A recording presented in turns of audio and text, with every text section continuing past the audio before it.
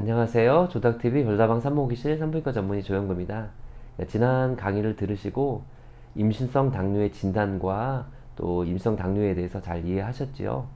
이번 28번째 강의는 지난번 임신성 당뇨 강의에 이어서 임신성 당뇨의 그런 관리와 또 임신성 당뇨를 가진 산모들의 그런 출산에 대해서 말씀드리겠습니다. 임신성 당뇨가 진단이 된 이후에 혈당 관리를 잘 하셔야 되는데, 우리 체중 관리와 식이요법을 하시더라도 관리하는 게 쉽지는 않습니다. 혈당 체크도 많이 하셔야 되겠고, 또 음식 조절도 엄격하게 하셔야 되겠습니다. 특별히 임신 중에는 산모의 건강뿐만 아니라 태아의 건강을 생각해야 되기 때문에 비임신 시기보다는 혈당을 조금 더 엄격하게 조절하다 보니까 그러한 부분들이 산모분들이 많이 어려움을 느끼게 되겠습니다. 일반적으로 우리의 혈당은 몸의 그런 컨디션이라든지 그날그날의 건강 상태라든지 또 스트레스, 드시는 음식, 그런 활동, 여러 가지 그런 영향을 받기 때문에 혈당의 변화가 하루 동안에도 많이 있을 수 있습니다.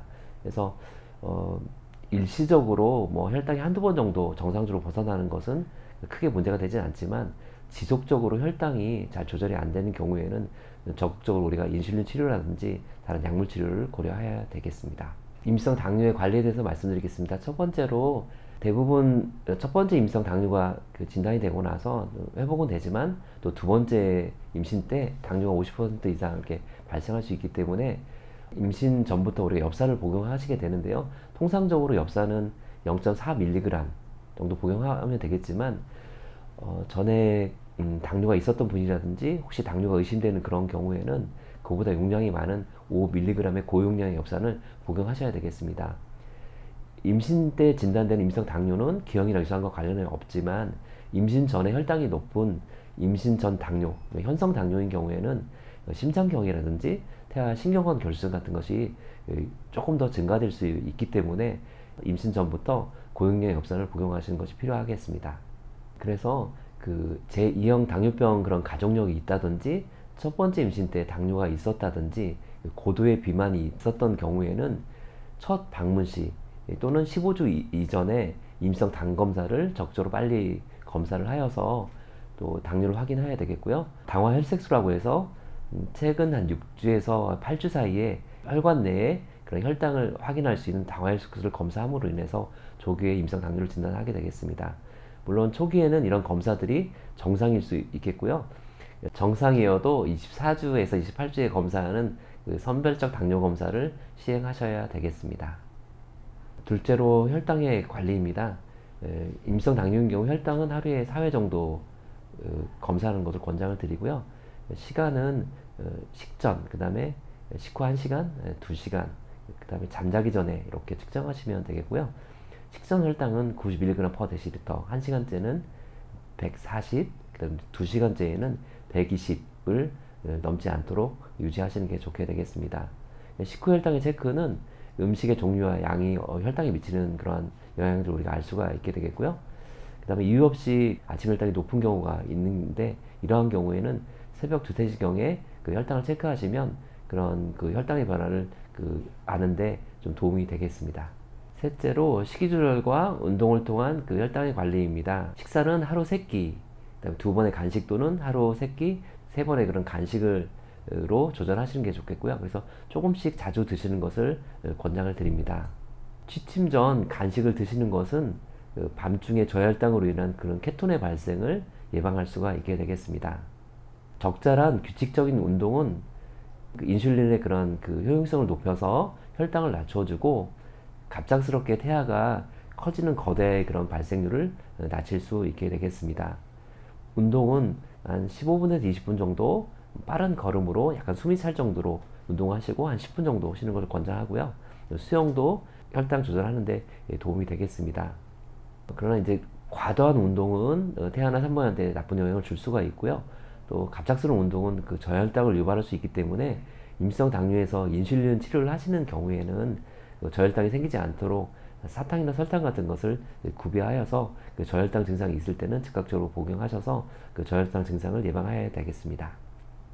넷째로, 적절한 식이조절과 운동을 열심히 했는데요, 혈당이 조절이 안 되는 경우가 있습니다. 이런 경우에는 불가피하게 인슐린을 사용하셔야 될 수 있는데요, 그러니까 인슐린은 뭐 태아의 기형이라든지 그 나쁜 영향은 없습니다. 특히 태반을 통과하지 않기 때문에 크게 뭐 합병증을 유발하거나 그렇지는 않습니다.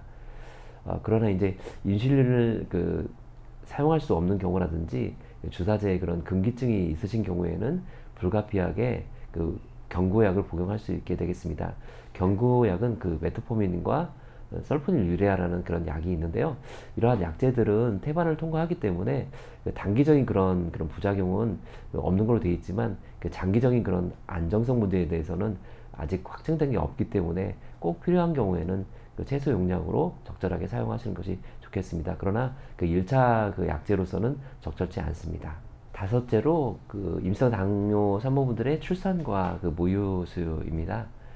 임상 당뇨가 있을 때 언제 출산을 해야 되냐라는 거는 좀 정립이 되어 있는데요.